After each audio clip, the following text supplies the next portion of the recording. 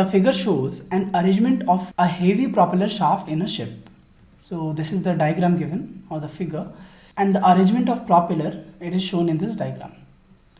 The combined polar mass moment of inertia of the propeller and the shaft is 100 kg meter square. The propeller rotates at 12 radian per second. The waves acting on the ship hull induces a rolling motion as shown in the figure with an angular velocity of 5 radian per second. The gyroscopic moment generated on the shaft due to the motion described is in Newton meter. So the gyroscopic effect can be defined as the tendency of a rotating body to maintain a steady direction of its axis of rotation. Okay. Now the gyroscopic moment can be calculated as, so gyroscopic moment C is given by I, that is the moment of inertia of body, omega, that is rotation of, let's say, the rotor in this case, so omega r, and omega p, the angular velocity of precision. Okay, so that is the motion of the body, that is the rotation of the body about an axis. And this angular velocity of precision, it can also be written as omega p is equal to rate of change of angle with respect to time. So let's understand this gyroscopic moment and this angle of precision using a suitable diagram. Now in this diagram we can see that this body was initially spinning on this axis, the vertical axis, that is z axis, let's say, and it was in equilibrium.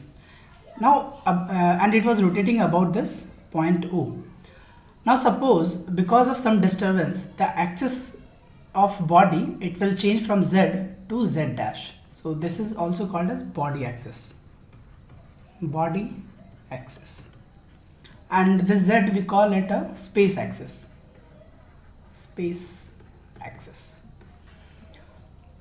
Now we can observe here there is a change in this angle theta, and the change of this theta with respect to time, it's called angular velocity of precision, and it's represented by omega p, that is d theta by dt. So here we can see this angular velocity, it's called precision velocity. Now in this problem it's given that the ship is having a rolling motion. So this axis is the longitudinal axis of the ship, and the ship is also rolling about the same axis, this z axis. So in this case of ship or naval vessel, the precision axis or the longitudinal axis is always parallel to the axis of spin for all positions. So here therefore d theta by dt is 0 in this case, and since we know that gyroscopic moment is given by I omega r into omega p, so this p is d theta by dt, okay, and this value is 0. There will be no gyroscopic moment, so c is equal to 0. Longitudinal axis is always parallel to the spin, okay, so that's why c will be equal to 0. Now let's go back to the question and fill in the blank. So the gyroscopic moment generated on the shaft due to the motion described is 0 Newton meter. Okay, so this is our final answer.